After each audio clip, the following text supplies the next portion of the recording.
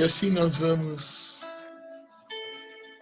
elevar o nosso pensamento até Deus, nosso Pai, Jesus, nosso Mestre, agradecendo todas as bênçãos da semana, todas as oportunidades benditas e redentoras que pudermos intervir, que neste instante de mãos dadas com a equipe espiritual responsável pelo nosso trabalho, mais uma legião de irmãos queridos, encarnados e desencarnados,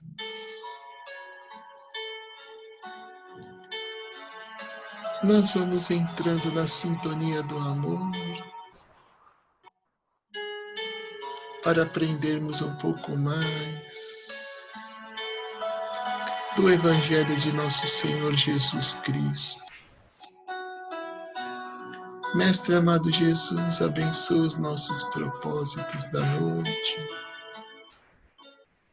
Inspira-nos no bem. E que as tuas lições possam se fixar em nosso pensamento, em nossas mentes, a fim de que possamos fazer cada vez mais e melhor. E é desta maneira, Senhor, que humildemente nós te pedimos permissão para iniciarmos os trabalhos da noite.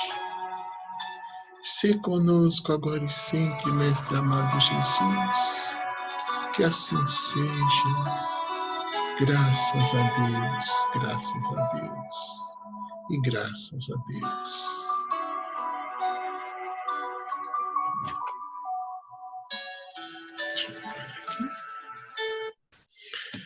Ricardinho, estamos com você, meu irmão. Jesus te abençoe e vamos firme. Hoje nós vamos falar um pouquinho sobre o capítulo 6, né? O item 3, o Consolador Prometido. Nós vamos começar com a leitura, é o Espírito da Verdade que está nos falando. Se me amam, disse Jesus, sigam os meus mandamentos, e eu rogarei a meu Pai para que envie outro Consolador, para que fique eternamente com vocês. Será o Espírito da Verdade, a quem o mundo não pode receber, porque não o vê e não o conhece. Mas todos o conhecerão, porque ele estará sempre ao lado dos homens.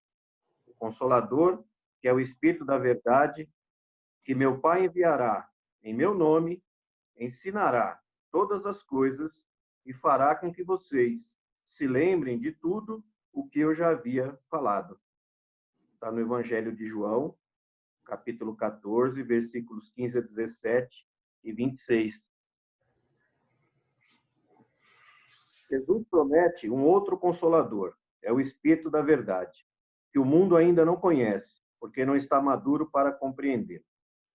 O Consolador que o Pai enviará vai ensinar todas as coisas e vai relembrar o que o Cristo disse. Bom, nós vamos dar uma paradinha por aqui, para a gente comentar um pouquinho. A gente sabe que na época de Jesus, nós não estávamos preparados ainda para que ele falasse tudo que ele tinha para falar para nós. Então, Jesus começou a falar da vida futura, mas nós ainda não estávamos preparados, né? Se Nicodemos não estava preparado e não entendia sobre a reencarnação, né, que era um doutor da lei, imagina a gente lá que estava no meio do povo, né? A gente ainda não estava preparado. Pois bem, passaram-se 18 séculos, 19 séculos e o Espírito da Verdade veio. Deus enviou até nós. E Kardec, então, ele conseguiu ver um princípio inteligente naquelas mesas girantes e ele codifica a doutrina. Então, óbvio que estava tudo preparado, Kardec já estava preparado para isso. E hoje, já são passados aí muito tempo, muitas décadas, que nós recebemos o Espírito da Verdade, e depois que nós recebemos o Espírito da Verdade, que Kardec codificou a doutrina, foi numa sequência, a gente veio recebendo, né? Deus foi enviando outros mensageiros, e dentre esses mensageiros foi o nosso querido Chico, e através da mediunidade do Chico, com o seu mentor espiritual Emmanuel, que também é muito importante para a doutrina espírita, para complementar o que o Espírito da Verdade veio dizer para nós. Então, Emmanuel traz para o Chico, apresenta para o Chico, André Luiz. E André Luiz, então, traz a sua obra nos apresentando a vida futura, que com certeza era como Cristo queria dizer para nós naquela época, que nós ainda não estávamos preparados. E dentro dessas 14 obras de André Luiz, tem um livro que chama Libertação, né? É um livro muito importante. E nesse livro, psicografado pelo Chico, em Pedro Leopoldo, 22 de fevereiro de 1949. E eu estava procurando alguma coisa para a gente falar sobre esse tema. E a gente é sempre inspirado pelos amigos espirituais. Eu estava com o computador aberto e me lembrei do site da BV Espírita, né? Biblioteca Virtual Espírita, e entrando lá me deparei com um nome que eu achei bonitinho, A Lenda do Peixinho Vermelho. E eu cheguei nesse livro da Libertação, que tem tudo a ver com o que a gente vai falar, né? Então eu vou ler aqui, eu já fiz um teste lendo, dá 10 minutos de leitura, e dá para a gente também complementar, tá bom? Então é A Lenda do Peixinho Vermelho. Ante as portas livres de acesso ao trabalho cristão e ao conhecimento salutar que André Luiz vai desvelando, recordamos prazerosamente a antiga lenda egípcia do peixinho vermelho. No centro de formoso jardim, havia um grande lago adornado de ladrilhos azul turquesa. Alimentado por diminuto canal de pedra, escoava suas águas do outro lado, através de grade muito estreita. Neste reduto acolhedor, vivia toda uma comunidade de peixes, a se refestelarem, médios e satisfeitos, em complicadas locas, frescas e sombrias. Elegeram um dos cidadãos de Barbatanas para os encargos de rei e ali viviam plenamente despreocupados, entre a gula e a preguiça. Junto deles, porém, havia um peixinho vermelho, menosprezado de todos. Não conseguia pescar a mais leve larva, nem refugiar-se nos nichos barrentos. Os outros, vorazes e gordalhudos, arrebatavam para si todas as formas larvárias e ocupavam displicentes todos os lugares consagrados ao descanso. O peixinho vermelho que nadasse e sofresse. Por isso mesmo era visto em correria constante, perseguido pela canícula ou atormentado de fome. Não encontrando pouso no vastíssimo domicílio, o pobrezinho não dispunha de tempo para muito lazer e começou a estudar com bastante interesse.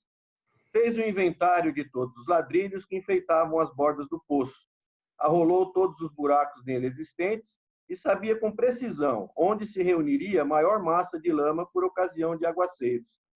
Depois de muito tempo, à custa de longas perquirições, encontrou a grade do escoadouro.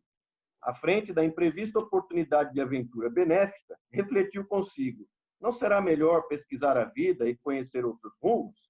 Optou pela mudança. Apesar de macérrimo, pela abstenção completa de qualquer conforto, perdeu várias escamas, com grande sofrimento, a fim de atravessar a passagem estreitíssima. Pronunciando votos renovadores, avançou otimista pelo rego d'água, encantado com as novas paisagens ricas de flores e sol que o defrontavam, e seguiu embriagado de esperança.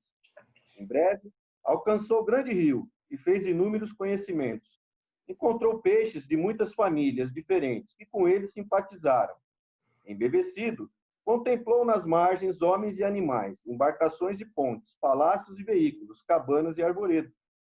Habituado com o pouco, vivia com extrema simplicidade, jamais perdendo a leveza e a agilidade naturais.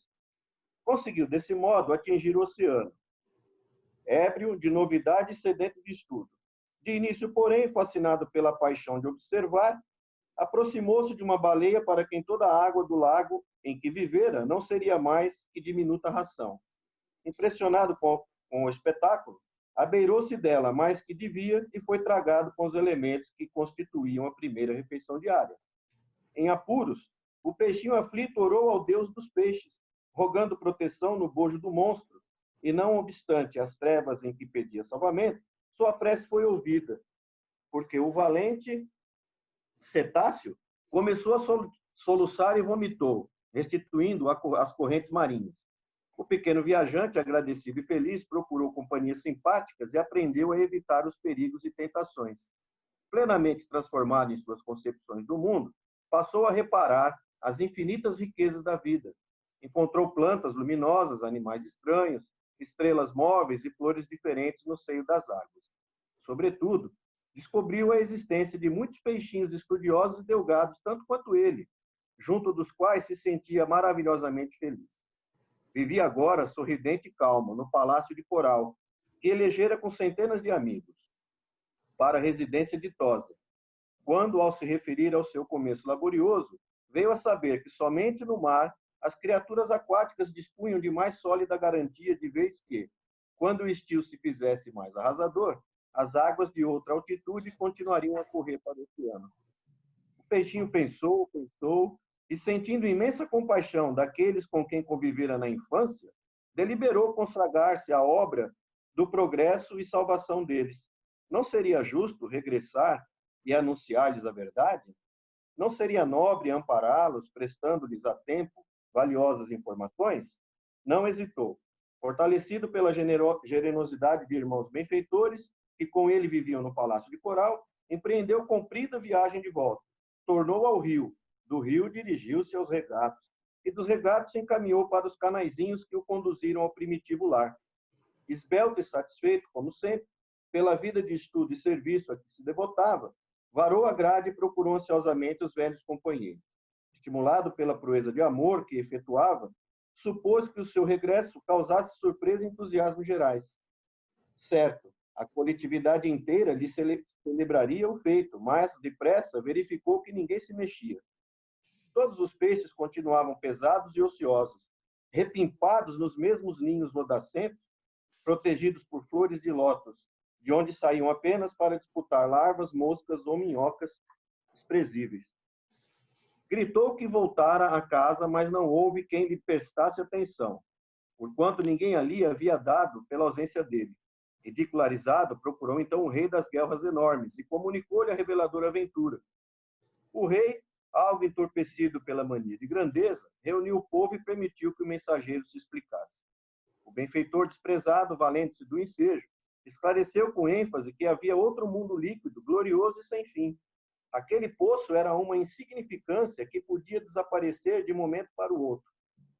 Além do escoadouro próximo, desdobravam-se outra vida e outra experiência.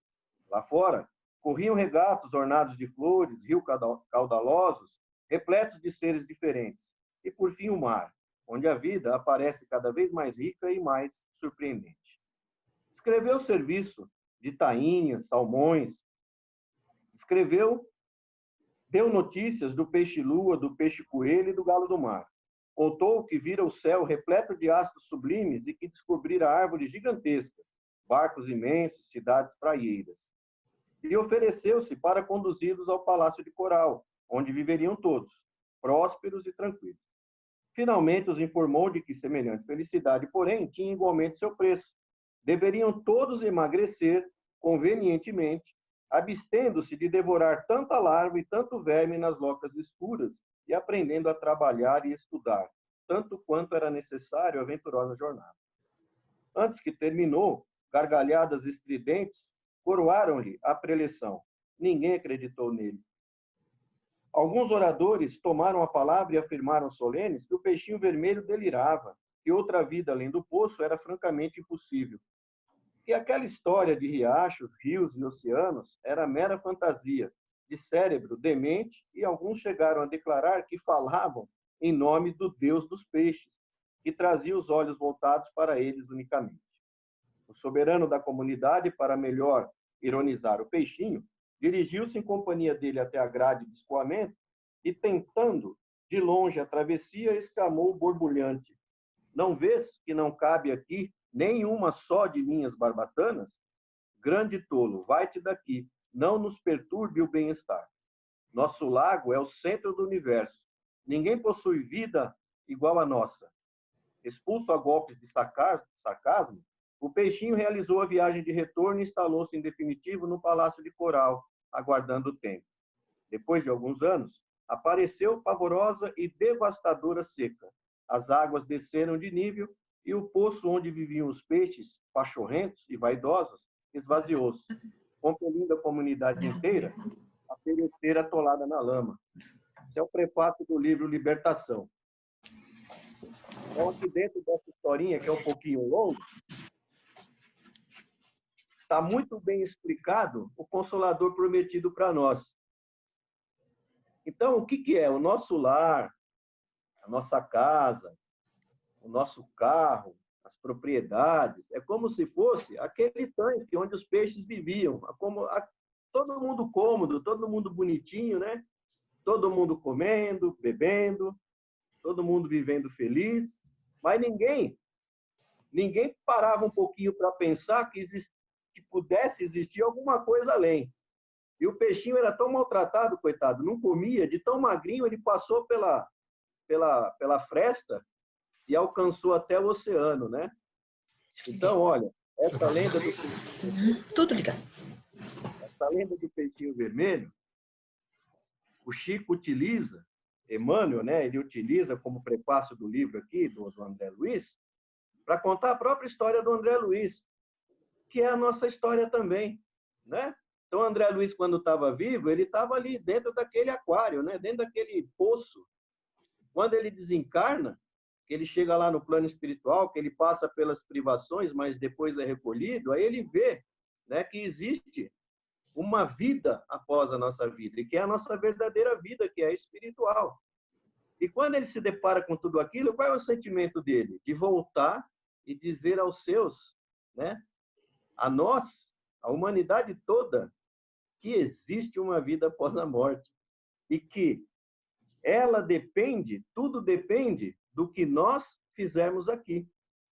Então, ele encerra assim: encantado com as descobertas do caminho infinito, realizadas depois de muitos conflitos no sofrimento, volve aos recôncavos da crosta terrestre, enunciando aos antigos companheiros que, além dos cubículos em que se movimentam, resplandece outra vida, mais intensa e mais bela, exigindo, porém, acurado aprimoramento individual para a travessia da estreita passagem de acesso às claridades da sublimação.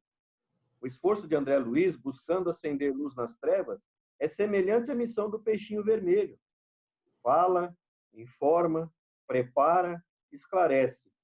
Há, contudo, muitos peixes humanos que sorriem e passam, entre a mordacidade e a indiferença, procurando locas passageiras ou pleiteando larvas temporárias. Esperam um paraíso gratuito com milagrosos deslumbramentos depois da morte do corpo.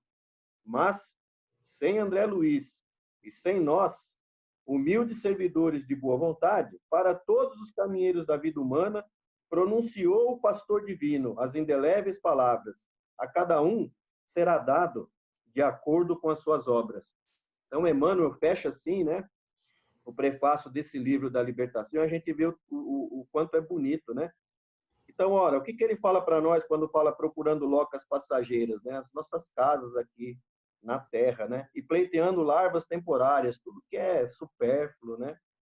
E o Evangelho, quando a gente estuda o Evangelho, a gente está estudando já há algum tempo o Evangelho, e a gente vai vendo no Evangelho que Jesus se preocupa em mostrar isso para nós. Ele mostra tudo isso para nós. Ele mostra a necessidade da gente deixar de lado o ódio, deixar de lado a avareza. Ele mostra para nós a necessidade da humildade, da caridade, de se perceber o outro. Ele dá exemplo. Jesus dá exemplo. Ser cristão não é só falar do Evangelho. Pelo contrário, é seguir os exemplos do Cristo.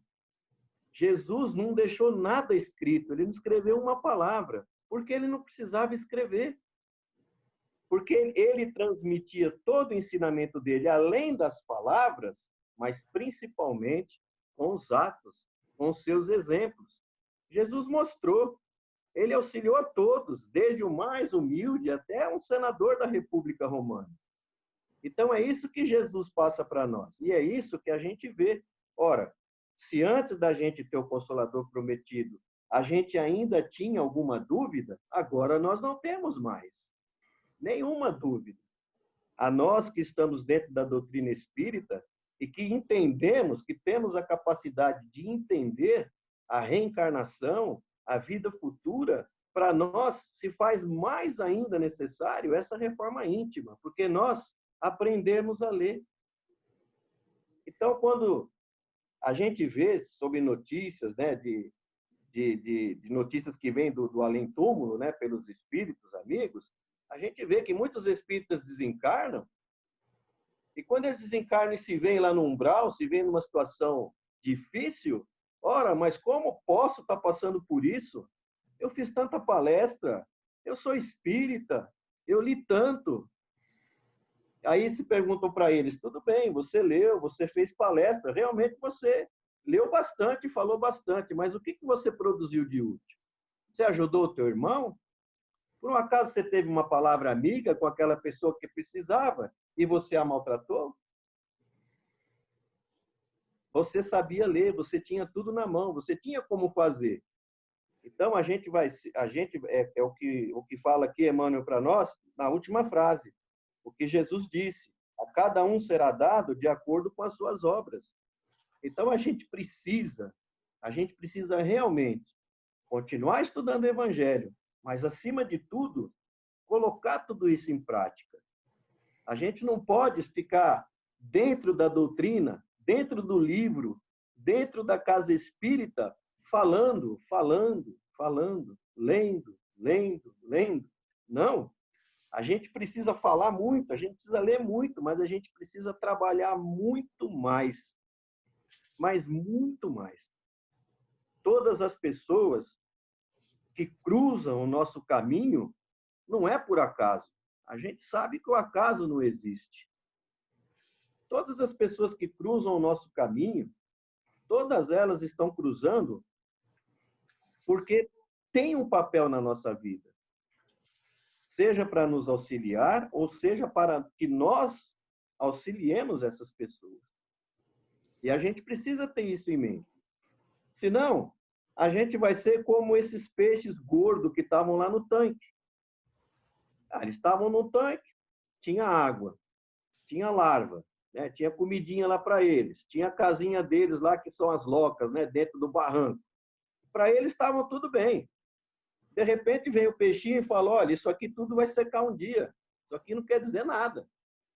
Tem um lugar muito melhor e a gente precisa ir para lá, né? Mas aí a gente fica acomodado com o que a gente tem, a gente acha que para a gente está tudo bem, e quando a gente vai perceber que não está tudo bem, quando a estiagem vem, que a água vai embora, e que a gente se depara com uma situação difícil, aí é tarde. Aí a gente vai sofrer, e vai sofrer muito. Por quê? E a gente vai sofrer mais ainda, né? Nós que temos essa oportunidade maravilhosa de conhecer a doutrina espírita, nós vamos sofrer muito mais, né? É aquela coisa de quando eu não sei quanto está o tempo aí, Fabinho. Fala para mim. Ainda falta 14. Pode seguir. Então, como a gente ia falando, né? Se a gente precisa sempre ter em mente isso. O tempo, ele é escasso. O tempo é escasso. Cada dia que a gente amanhece é uma nova oportunidade, mas também o dia que se passou foi uma oportunidade que se passou. E a gente não sabe quantas oportunidades a gente vai ter. Então, a gente precisa aproveitar sempre essas oportunidades. A gente precisa ser esse peixinho curioso. A gente precisa ser esse peixinho que falou assim: opa, deve ter alguma coisa, né? Deve ter alguma coisa ali na frente. Deixa eu ir lá ver o que está acontecendo, né? Porque senão a gente vai se trancar no nosso egoísmo e vai ficar difícil. A gente, graças a Deus, a gente tem uma condição de estar dentro de casa, hoje, de não precisar sair para trabalhar, né? A gente tem uma condição que muitas pessoas, a maioria não tem. Então, seria muito cômodo a gente ficar o quê? Vou ficar dentro de casa, eu fico o dia inteiro no sofá, vendo minha televisão. Se der vontade de comer um pãozinho, eu peço lá no iFood, eles vêm entregar na minha casa, e para mim está tudo bem, né? Não. A gente precisa ter em mente que muitas pessoas elas precisam sair para trabalhar. Que muitos pais de família estão desempregados, perderam seus empregos. Que muitas pessoas estão necessitadas. Então, nós podemos ajudá-las. Se não podemos ajudá-las com um pedaço de pão, nós podemos ajudá-la com uma palavra amiga. Nós podemos ajudá-la mostrando para elas que elas não estão sozinhas, que ninguém está sozinho. Deus está com todo mundo, porque nós temos o conhecimento. Então, a gente pode ir até essas pessoas e fazer alguma coisa de útil.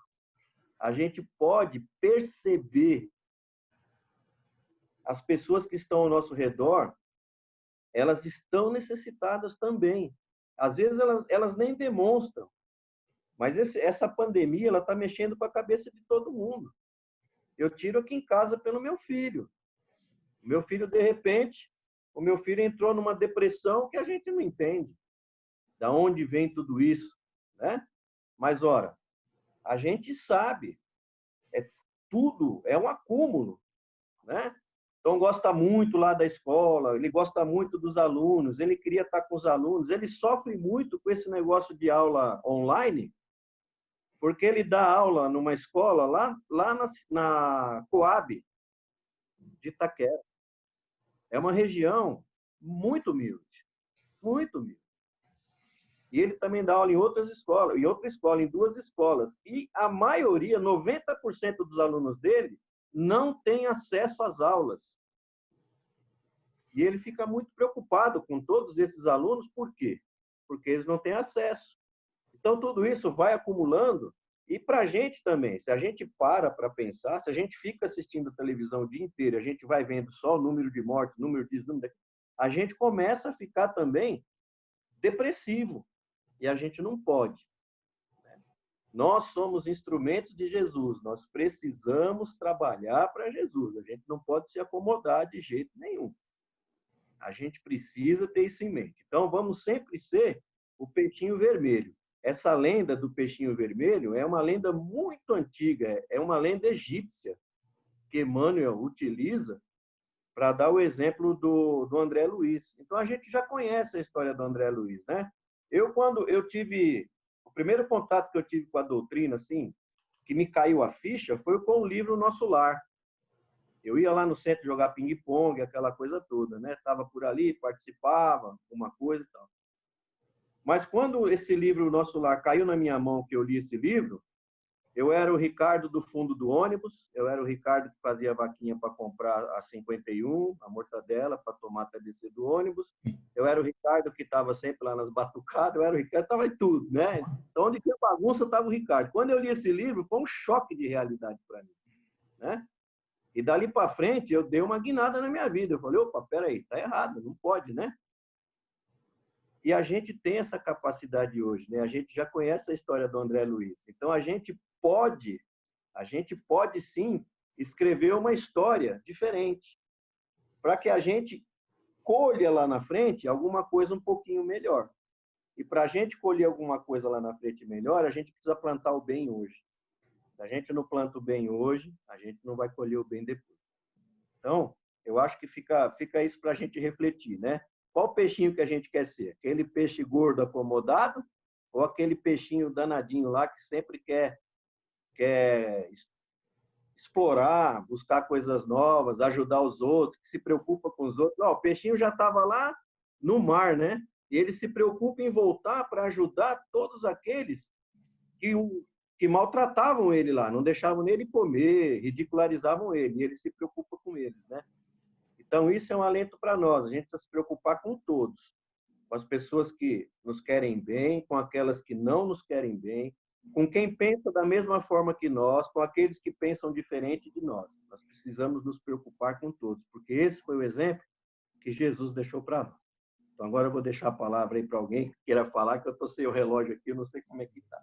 Tá bom? Então, vamos procurar um peixinho vermelho. Excelente, viu, Ricardo? Eu só queria colocar uma coisa. Eu conheci essa lenda, eu trabalhei ela com as crianças, com jovens, e você percebeu que os peixes não conseguiam sair ali daquele lugar, passar pela grade, porque eles estavam obesos, tão gordos. Assim somos nós. Nós temos nosso espírito obeso, obeso da inatividade, da preguiça, do comodismo, do egoísmo. Então, a gente não consegue passar por grade nenhuma, portinha estreita. A gente tem que começar a emagrecer o nosso espírito, né? Para a gente poder acessar esse mundo maravilhoso, porque do jeito que nós somos hoje, não conseguiremos. Não vai dar. Então, a mudança de postura, de atividade, faz com que nós repensemos a nossa posição daqui um dia, daqui 2 dias. Mas se a gente continuar nessa mesmice, no comodismo de que eu não consigo, eu não tenho porque eu sou pobre, porque eu sou burro, porque isso, porque aquilo, porque isso é uma grande falta de vontade de se melhorar, de aprender ou de querer fazer alguma coisa. Então, nosso espírito é muito obeso, muito, muito pesado. Se a gente continuar assim, vamos ficar no poço. Serginho, Vanderlei. Só Ainda temos temos 6 minutos. 5. Serginho está sem fone. Espera aí, deixa eu habilitar o Sérgio aqui. Você pede para as pessoas falarem. Espera aí, Serginho. Estou abrindo seu áudio aqui. Pronto. Oi. Eu penso assim, a gente até peca muitas das vezes por pensamento, né? Eu acho que se a gente pudesse mais pensar em coisa mais positiva do que negativa, que nem uma pessoa falou que essa doença, tá certo que foi uma coisa que abalou o mundo inteiro, mas talvez seja um ponto de equilíbrio para o universo, né? Porque quando a gente pensava em coisa mais material do que espiritual, veio esse tipo de coisa para a gente pensar um pouco mais para quem ficou, né? É só isso que eu tenho para falar. Então, Vanderlei, quer fazer alguma consideração? Em 2 minutinhos. Deixa eu abrir seu áudio aqui. Quer? Já abriu. Boa noite. Boa noite. Então, para concluir, é isso mesmo que o Sérgio falou. Essa pandemia está mostrando para a gente que a gente tem que se unir mais. Não adianta você só falar e não fazer. Tem que arregaçar as manguinhas e ir trabalhar. E aí, eu também quero falar para você que eu vejo vocês distribuindo sopa e eu fico com vontade de ir também. Bora lá. Bora. Eu não sei onde é. Vamos combinar. Tá bom. Aí você me avisa, né? Vamos fazer um mutirão aí, um sábado qualquer, aí nós vamos fazer. Aí vai Tá todo bom. mundo. Eu estou muito acomodada, eu tenho que ir para a luta. E nós separamos as roupas de astronauta, vamos todo mundo. Põe máscara, luva. Depressão também, ficar assim, sabe? Muito nesse tédio não dá, não. Era só isso. Mas é isso, o trabalho, esse trabalho que todos nós fazemos, né? Isso que a gente fala que é um trabalho conjunto, porque nesta hora, a partir das 8 horas de hoje, né, a gente sabe que muitos companheiros que não estão aqui na sala com a gente, mas eles estão em pensamento vibrando positivamente, e são essas as vibrações que nós vamos levar para a sopa, para os irmãos que estão na rua.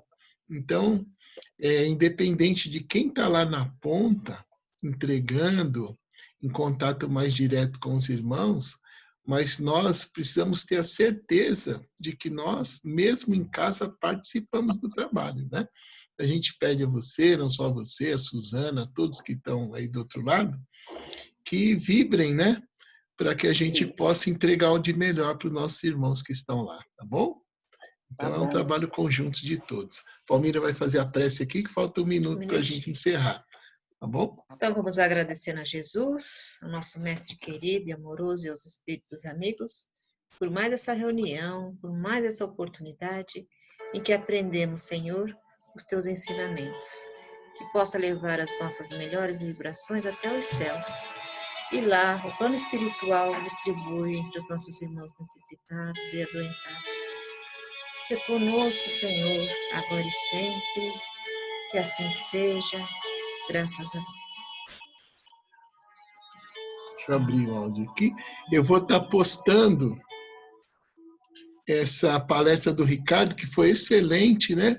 E quem puder, encaminhe para os seus amigos e tudo, que estejam passando por dificuldades, né? Porque eles vão, com certeza, ouvindo a palestra, eles vão poder fazer uma análise, refletir sobre a sua vida, tá bom? Então, foi ótimo. Beijo em todos. Beijo, gente. Beijo, Suzana. Beijo desse menino. Boa noite. Beijo, Rai. Vamos com Deus. Todos nós. Até semana que vem. Beijo. Beijo, beijo.